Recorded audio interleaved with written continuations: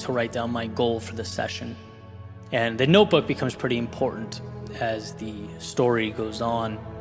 But I opened it and I wrote what I'd like to use this session to reflect on. It happened to be the walls that I have a tendency to build around myself, right? That day, that felt like the most pertinent obstacle in my life.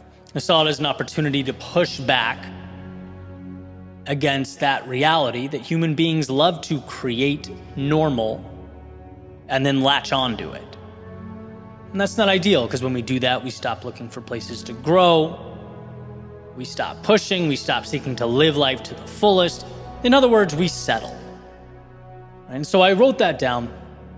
I closed the notebook, laid back on this incredible fuzzy blanket, and the music got turned on. We began the breathing pattern. In, out. In, out. Jen started guiding us, verbally taking us back to a conversation with our younger selves. The journey had begun. And this is the part where things get really interesting, because my thoughts really did feel like some strange mix of dreaming and hallucinating, just from breath work. But at some point, she referenced the need to let go and said the words, we weren't meant to suffer or hold on to suffering. And that really cut deep, because I know there are so many places where I've rationalized continuous suffering in my life. I'd speculate that in some way, we all do. When the hard thing or the uncomfortable thing, when they stop being stepping stones and instead just become the way things are, becomes a concession. Hey, this doesn't feel good, but it's my life. This person holds me down, but it's how things are. I don't like doing this every day. It eats at me, but hey, life, am I right? That's learned helplessness. It hides in the corners and the nooks and crannies of life, subtle enough that we don't give it much thought. And I imagined very vividly climbing down a ladder placed on the edge of this dark canyon that went straight down. Down, down, down. Everything, my entire landscape was black and white.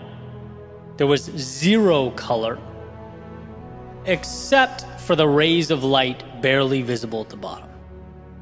All the way down as I descended into the canyon.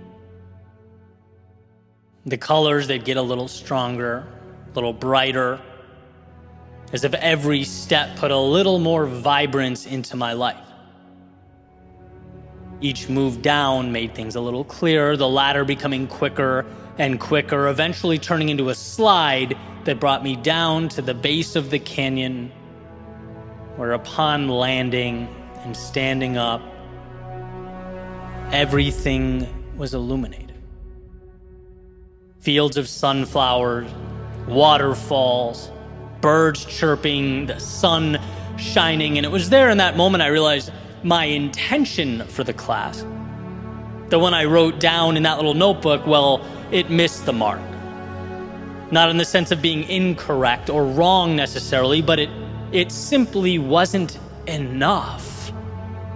See, at the root of it all, or at the bottom of that canyon, existed life with the courage to love yourself. Not just accept yourself, not just be okay with your existence, but love yourself. With all your faults and your struggle, with all your mistakes and your history, it became clear to me how much changes when you love with all